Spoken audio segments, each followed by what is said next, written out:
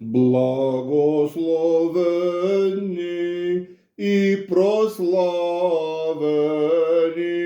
сте вие, свети мъченици, Хрисант и Дария, и другите пострадали с вас, свети мъченици, и вашите свети тела, и вашите свети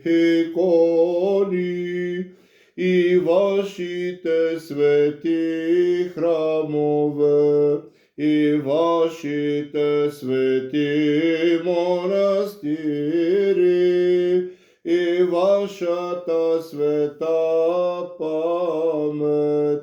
всякога сега и завинаги и во веки веков.